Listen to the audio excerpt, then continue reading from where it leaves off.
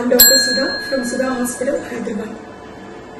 ఈరోజు హిమచూరియా గురించి తెలుసుకుందాం. అంటే యూరిన్లో బ్లడ్ అనేది ఎవరికి రావచ్చు, వస్తే ఏం చేయాలి.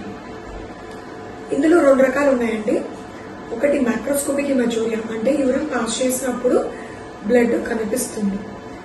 రెండవది మైక్రోస్కోపిక్, అంటే మనకు కనబడదు యూరిన్ పాస్ చేసినప్పుడు, కానీ యూరిన్ టెస్ట్ రిపోర్ట్లలో బ్లడ్ సెల్స్ ఉన్నట్టుగా ఇస్తారు.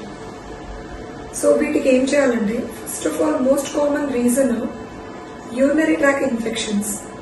సో ఇన్ఫెక్షన్స్ ఉన్నప్పుడు ఆ లోపల బ్లాడర్ వాల్ ఇరిటేషన్ వల్ల ఈ బ్లడ్ పాసేజ్ అనేది జరగచ్చు.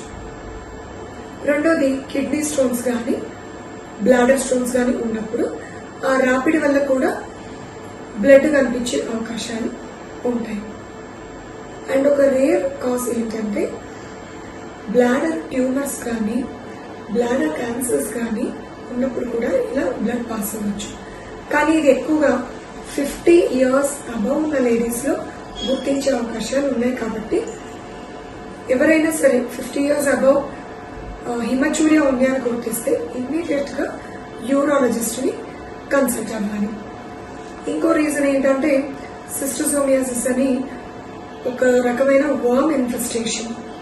సో ఈ వార్మ్స్ ఈ బ్లాడర్లో ఉన్నప్పుడు కూడా ఆ ఇరిటేషన్ వల్ల రావచ్చు. సో వీటికి ట్రీట్మెంట్స్ ఏంటంటే, ఇన్ఫెక్షన్ అయితే యాంటీబయాటిక్స్ తోటి ట్రీట్మెంట్ ఇస్తాం. స్టోన్స్ అయితే కనుక దాని సైజును బట్టి మెడిసిన్సా లేదంటే ఏమైనా సర్జరీ అవసరమా చెప్తాము. అండ్ సిస్టోసోమియాసిస్కి మెడిసిన్స్ ఉంటాయి. అండ్ బ్లాడర్ ట్యూమర్స్ క్యాన్సర్స్ వంటివి ఉంటే వాటిని సిస్టోస్కోపీ, అంటే ఒక కెమెరా పాస్ చేసి అది ఎలా ఉంది, ఎంత ఎక్స్టెండ్ అయింది, ఏ స్టేజింగ్లో ఉంది, ఇవన్నీ గుర్తించడం ద్వారా దానికి తగిన ట్రీట్మెంట్ ఇవ్వడం జరుగుతుంది. Thank you.